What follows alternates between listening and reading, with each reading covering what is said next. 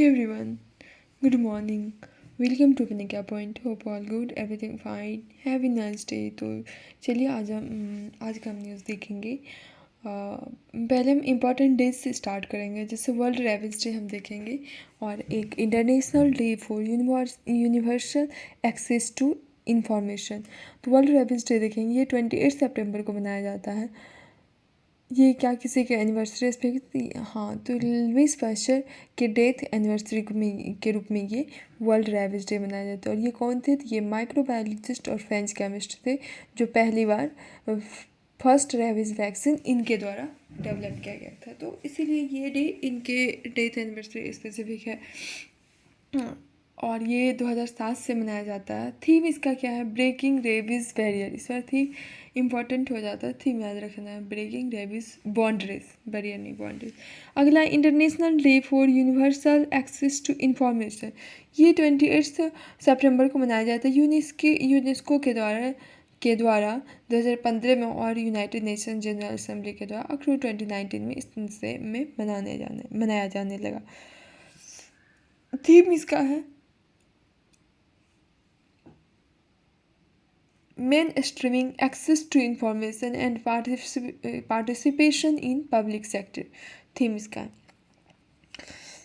और इस बार थोड़ा ये इम्पोर्टेंट इसलिए हो जाता है कि 2024 का इसका जो इस डे का जो है ग्लोबल इन कॉन्फ्रेंस होस्ट होगा, वो घाना और यूनेस्को के द्वारा होस्ट किया जा रहा है 1 और 2 अक्टूबर से। तो international day for access to information 28 सितंबर और वर्ल्ड रेबिस भी डे देखे 20। अगला न्यूज़ हम देखेंगे वेम्बनाड लेक। ये वेम्बनाड लेक क्या है, कैसे है? तो ये वेम्बनाड लेक जो है इम्पॉर्टेंट हो जाता है, केरला का है और इसको ना यूनेस्को में अगर लार्जेस्ट, अगर सबसे बड़ा यूनेस्को या तो देखे तो सुंदरवन के बाद यही आता है।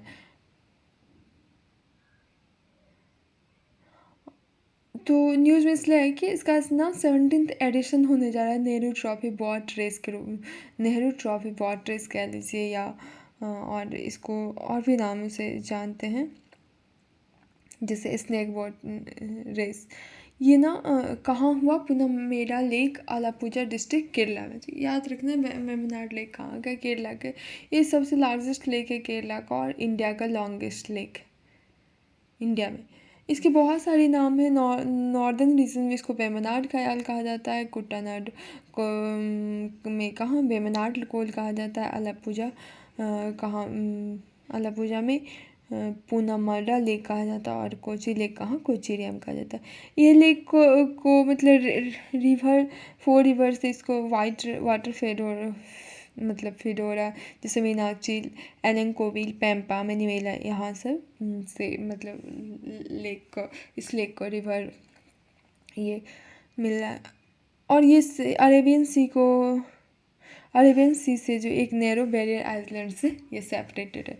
न्यूज़ में इसलिए आ गया कि एक बोट रेस हो रहा है इसी लेक मतलब पर, तो इसलिए इस न्यूज़ में आ गया। ये वलेरी कली कह लीजिए या नेहरू ट्रॉफी बॉट रेस या स्नैक बॉट रेस, यही है। और ये कहाँ पुनमडा लेक पे होगा, जो वेम्बनाड का ही एक पार्ट है, कह लीजिए वेम्बनाड लेक ही। ये रामसर साइट में इसको 2002 में इसको इंक्लूड किया गया था और ये सेकेंड लार्जेस्ट रामसर साइट हो जाता है इंडिया का। और फर्स्ट कौन हो जाता है? Sundarbans, waste Bengal.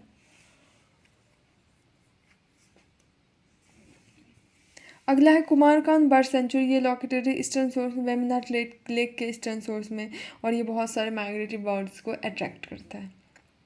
कुमारकांड bird sanctuary.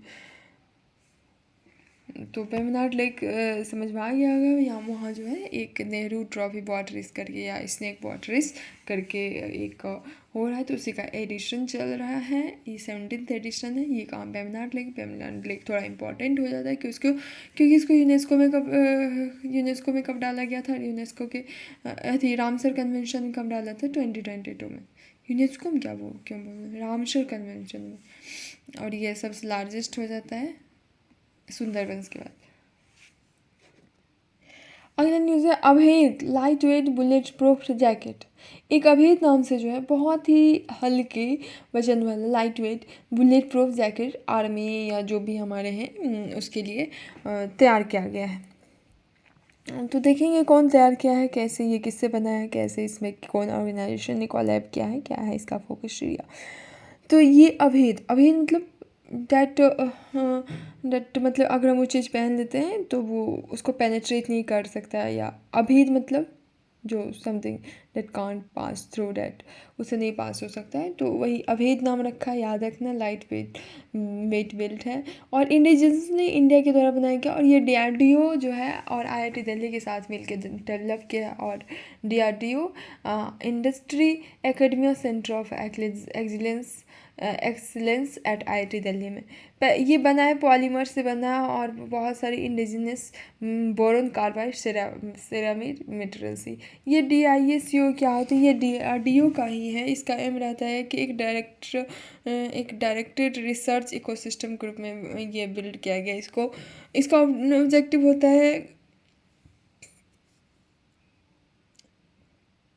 Promote करे cutting edge technology development. Focus इसका क्या रहता है, डेवलपमेंट को बूस्ट करे, मल्टी डिसिप्लिनरी और मल्टी इंस्टीट्यूशनल इसका इफेक्ट है। ये लॉन्ग टर्म डेवलपमेंट को भी सस्टेन करेगा। और इसमें 15 DISCO लिस्ट होगा DRDO को, IIT ISC बेंगलुरु। याद रखना अभेद हमारा light weight bullet proof jacket हो जाता है, DRDO को द्वारा डेवलप किया गया। अगला है कैफ़िए क्या है, ये नाम कैफ़िए एक तरह का एक स्कार्फ है जिससे मतलब अगर आप वो पहन लेते हैं, ये खास करके पैलेस्टीनियन कंट्री का है, पैलेस्टीनियन सॉलिडरिटी पैलेस्तीन से एसोसिएटेड है। अगर आप वो पहन लेते हैं तो वो मतलब कहीं ना कहीं वो स्कार्फ पैलेस्तीन से इम्पोर्टेंट है।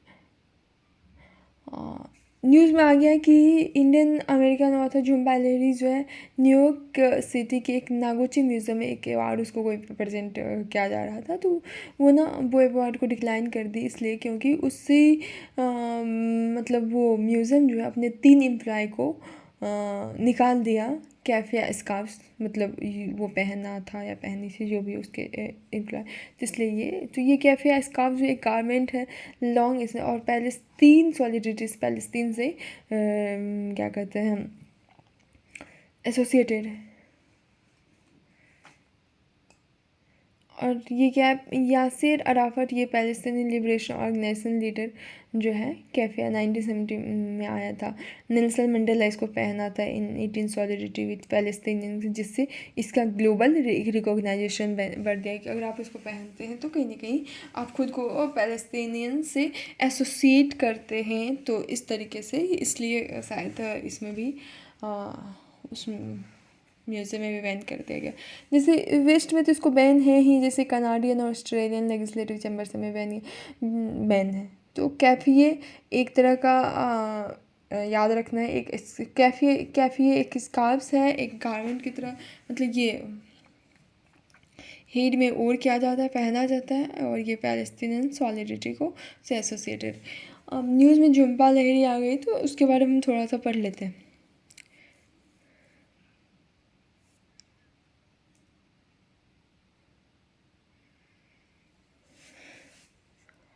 ये एक इंग्लिश बॉर्न अमेरिकन ऑथर है, अपने नेमसेक के लिए नावल के लिए बुक के लिए फेमस है। इंटरप्रेटर ऑफ मालदीव 99 के लिए, जिसको पुलियर प्राइज़ भी 2020 में मिला था। लॉलैंड भी इसका है। थीम जिसे हम देख लेंगे इसी का, तो ये इमिग्रेंट एक्सपीरियंस आइडेंटिफाई और कल्चरल डिफरेंस को एक्सप्लोर करता है। अगला हमारा ग्लोबल स्टीयरिंग कमेटी क्या है, आगे पढ़ेंगे। क्योंकि इंडिया को न्यूज़ पढ़ लेते हैं। इंडिया को 15 मेंबर कमेटी, ये जो ग्लोबल स्टीयरिंग कमेटी, इसमें प्लीनरी सेशन के लिए इंडिया को इलेक्ट किया गया है, जो बीजिंग में होने जा रहा है और बहुत मल्टी स्टेज वोटिंग के बाद होगा। फुल फॉर्म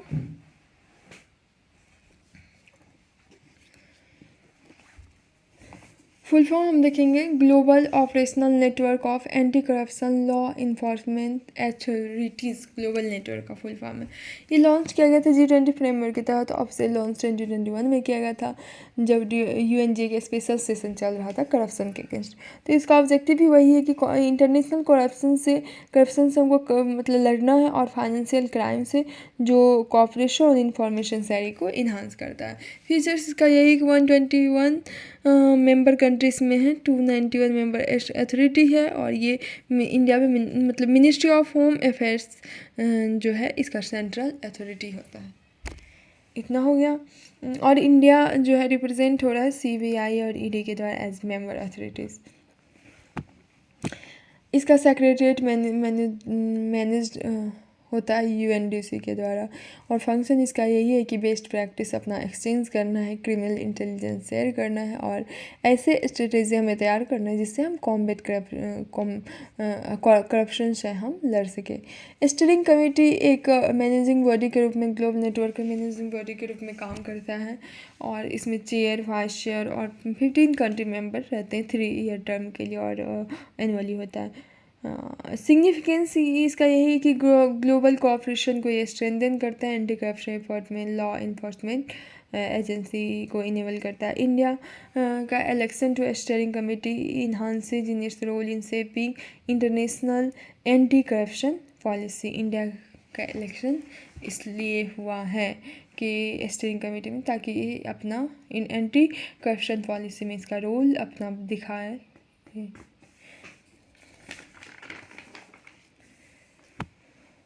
अगला हमारा परम रुद्र सुपर कंप्यूटर सिस्टम और न्यू HPC सिस्टम। ये क्या है? परम रुद्र सुपर कंप्यूटर। नॉर्मल अभी तक हम देख रहे थे मतलब एक कंप्यूटर हम लोग तो देख ही रहे हैं, लेकिन ये सुपर कंप्यूटर क्या करेगा? जो काम कंप्यूटर उसको सालों लगा था, सुपर कंप्यूटर उसको मिनटों में कर देगा। ये चीज़ है। तो और ना इधर हाल ही में ये HPC सिस्टम के तहत 2 नए सुपर कंप्यूटर जैसे अर्का और अनिका डेवलप किया गया था। तो ये परम सुपर कंप्यूटिंग सिस्टम और ये ना PM के द्वारा नेशनल कंप्यूटिंग मिशन के तहत लॉन्च किया गया था, वर्चुअली लॉन्च किया गया था, और ये इंडिया में ही डेवलप किया गया बाय सेंटर CDAC के द्वारा, centre for development of advance. तो इंडिजिनसली है कोई भी चीज़, अगर उस तरीके से अगर कुछ भी नया डेवलप हो रहा है, कुछ भी हो रहा है, तो ये देखना है क्या इंडिजिनसली है, क्या इंडिया इसको तैयार किया है। तो ये देखना है। 3 सुपर कंप्यूटर जो डेवलप किया गया इंडिजिनसली इंडिया में 130 करोड़ रुपीज़ से डेवलप किया गया, और उसको पुणे, दिल्ली और कोलकाता में डिप्लॉय किया गया, जैसे हेलोस्टॉर्म, हीट वेव, ड्राउट और ये सब वेदर फिनोमेना सब को देखने के लिए। सुपर कंप्यूटर क्या होता है? एक high performing main frame system होता है जो कॉम्प्लेक्स कंप्यूटेशन को टास्क को वो छोटे छोटे हिस्सों में तोड़ के वो मिनटों में सेकंड में कर देगा। स्पीड मेजर इसका पेटल फ्लॉप में होता है, और अगर हम कंट्री का हम रैंक देखें तो चाइना टॉप पे है। इसमें USA, Japan, France, Germany, Netherland, Ireland और UK ये सब आता है। पहला सुपर कंप्यूटर परम 8000 बनाया 1991 में डेवलप में किया गया था, और पहला इंडिजिनसली असेंबल्ड सुपर कंप्यूटर कौन था? परम शिवाय, जो इंस्टॉल किया गया था IIT BHU Banaras Hindu university. इसके अगर हम सेक्टर्स देखेंगे किस किस सेक्टर में है, तो scientific research, engineering, design and designer, artificial intelligence and machine learning, financial modelling, national security, weather forecasting, health care.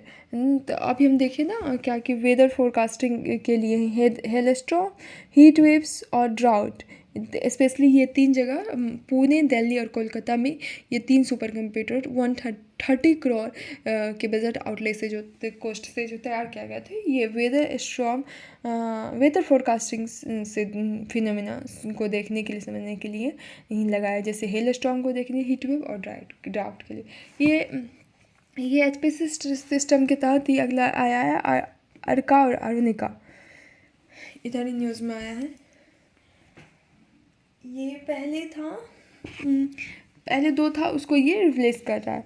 और ये नेशनल सुपर कंप्यूटिंग मिशन क्या है, ये लॉन्च 2015 में लॉन्च किया गया था 7 ईयर टर्म के लिए। बजट जैसे 4500 करोड़ रुपये इसको इसमें बजट इसको दिया गया था। गोल ये है कि इंडिया की रिसर्च कैपेसिटी को हम इन्हांस करके इंडिया को जो है इंडिया के इंस्टीट्यूट को एक ग्रेड मिला है, एक ग्लोबल हम हब बनाए, ग्लोबल लेवल पे हम अपना हम उम्दा काम कर सके और ग्लोबल लेवल पे हम भी खड़े हो सके।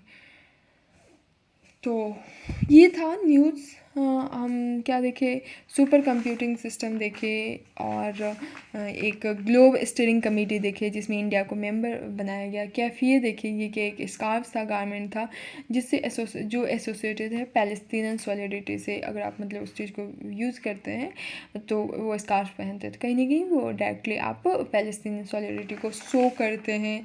फिर था अभेद, एक light weight bullet proof jacket indigenously तैयार हुआ और ये बहुत ही लाइट वेट है अभेद। ये हमारे आर्मी, एयर फोर्स, नेवी, ये सब के लिए। और फिर अगला पहला हम देखे थे वेम्बनाड लेक, जो कि ये न्यूज़ में इसलिए, और ये सेकेंड लार्जेस्ट रामसर साइट है इंडिया का, फर्स्ट है सुंदर में वेस्ट बंगाल और लार्जेस्ट। और रामसर कन्वेंशन में इसको 2002 में डाला गया था। और वेम्बनाड लेक हम उसमें यूनेस्को हेरिटेज साइट बोले थे, सॉरी।